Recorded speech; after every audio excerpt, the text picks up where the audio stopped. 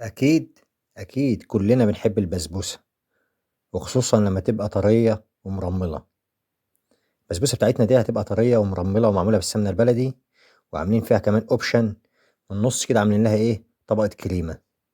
دي حاجة جديدة كده، جرّبتها مرّة قبل كده وعجبتني، قُلت لازم أجرّبها معاكم. أنا دلوقتي حطيت الشربات ولكن الريحة بتنادي عليَّ. عارفين لمّا نبقى واقفين في محل حلويات ومعانا فلوس في جيوبنا، وتحس إن في نوع حلويات معيّن كده بينادي عليك ويقول لك اشتريني؟ أهو ده. أنا برضك مش قادر أستنى لغاية لمّا البسبوسة تشرب الشربات. ريحة السمنة البلدي عاملة شغل جامد أوي، ما شاء الله طعمها جميل جدًا. حرفيًا دي أحلى بسبوسة كلتها. هنبدأ نخش في المقادير، ولكن قبل ما نبدأ الفيديو يا ريت تعملوا اشتراك ولايك للفيديو عشان يوصلكم كل جديد. هنحتاج معانا نص كيلو من البسبوسة، عليهم 5 معالق من جوز الهند، ونقلب ده كله مع بعضه كويس. نص كيلو من السميد، عليه 5 معالق جوز الهند، وعليهم باكو من الفانيليا. ندي ده كله تقليبة كويس. تقليبة كويسة دي أهم حاجة يا جماعة. بعد كده هنحتاج عليهم نص كوباية من السمنة البلدي، تكون سايحة وفي نفس الوقت ما تكونش سخنة. أهم حاجة متبقاش السمنة البلدي سخنة معانا. وأهم خطوة قبل السمنة البلدي نكون قلبنا الإيه، باكو الفانيليا مع 5 معالق جوز الهند مع نص كيلو السميد. نيجي هنا نقلبهم تقليبة، ولكن أنا هقلبهم تقليبة تاني. هنا هنعمل الكراميل بتاعهم. دي طريقة بالكراميل اللي ما يعرفهاش. هنحتاج معانا كوباية من السكر. طريقة الكراميل اللي قدامكم يا جماعة لغاية دلوقتي أنا لسه ما قلبتش الكراميل خالص، ولكن ما سيبوش يسود مني، يعني هو لسه الكراميل بتاعي لونه حلو. أبدأ أقلب بقى كده، ما ياخدش معايا مني وقت نهائي، ويكون السكر بتاعه كله داب. ليه؟ لأن سبته لما لآخر لحظة، ولكن مش آخر لحظة اللي هو يسود مني. بعد كده هنزل عليه بربع كوباية من المية، وبعد على طول أنزل بكوباية من الحليب. أقلب ده كله مع بعضه تقليبة حلوة، وبعد ما أقلبه أنزل بيه على السميد بتاعي.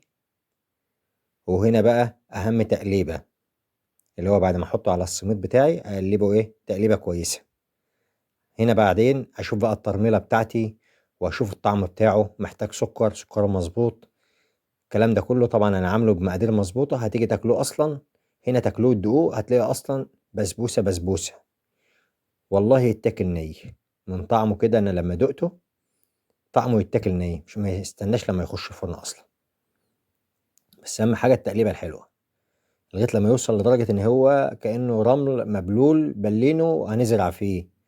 عارفين كده لما واحد يبقى عنده قصرية كده بليلها كلها مية وهيزرع فيها، هي ده نفس الموضوع.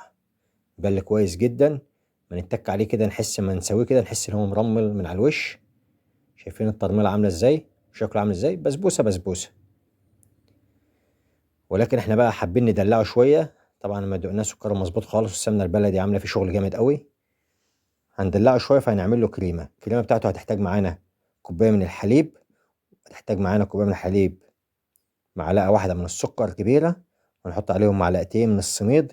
وهنا ممكن نبدل السميد بمعلقتين من النشا أو معلقتين من الدقيق، وعليهم باكو إيه من الفانيليا.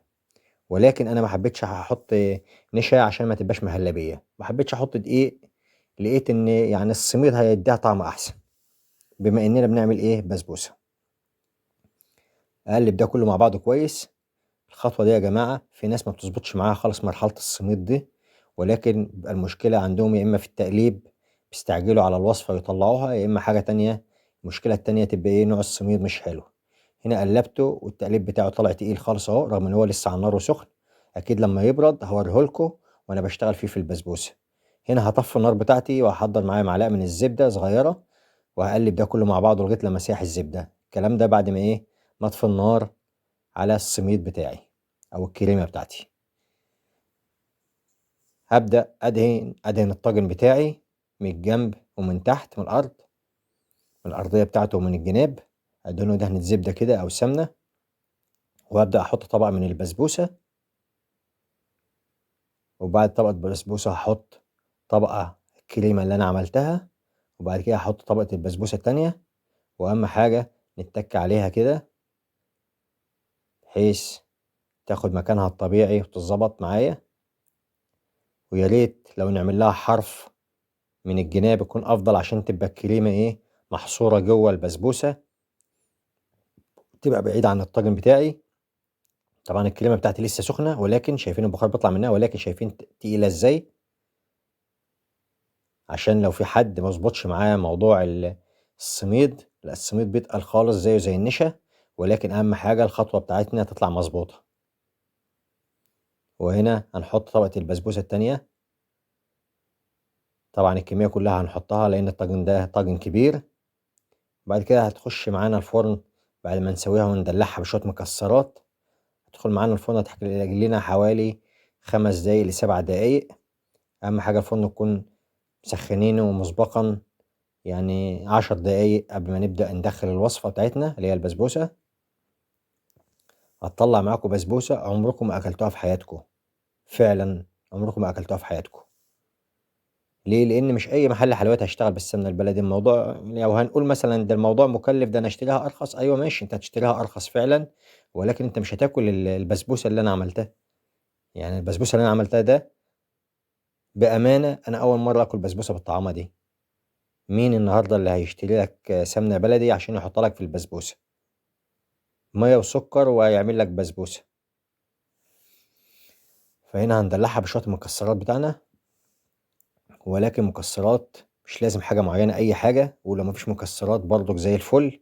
هي يعني اللي أنا شايفه من طعامة البسبوسة أهم حاجة فيها هي كوباية السمنة البلدي، والمهم زيها بالظبط اللي هو الإيه الشربات والكراميل اللي إحنا عملناه. الشربات بتاعنا نص كوباية من المية ونص كوباية من السكر، وكلنا بنعرف نعمل شربات في بيوتنا وأساتذة فيه. طبعا كنافات في رمضان وبسبوسات، وكلكم بتعرفوا تعملوا الحاجات ده، شطار ما شاء الله عليكم يعني، وبألف هنا.